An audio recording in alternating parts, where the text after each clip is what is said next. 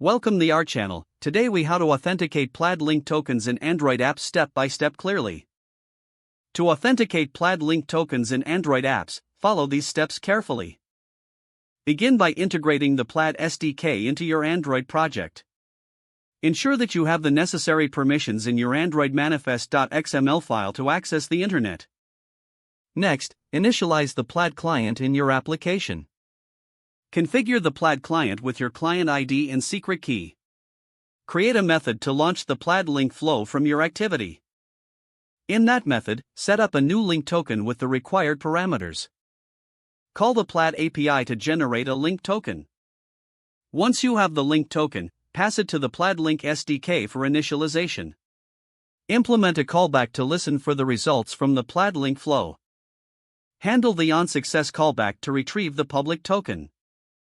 If the user cancels the link flow, handle that in the appropriate callback as well. Next, send the public token to your server for verification. On your server, exchange the public token for an access token using the Plaid API. Store the access token securely in your database for future use. Finally, implement error handling to manage any issues that arise during this process. By following these steps, you will successfully authenticate Plaid link tokens in your Android app. If the page does not load, refresh the browser or try again in a private or incognito window. Make sure you are using the correct email address, then retype it carefully to avoid small typos. If your password is not accepted, use the reset option and create a new strong password you can remember. Check your spam folder for verification or security emails, then complete any requested confirmation steps. Enable two-factor authentication if available to improve account security and reduce unauthorized access risk. After signing in, review your profile details so your contact information and settings are accurate and current.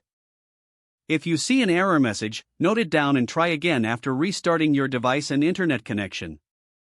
Log out when you finish, especially on shared devices, to keep your account and payment information secure. If the page does not load, refresh the browser or try again in a private or incognito window.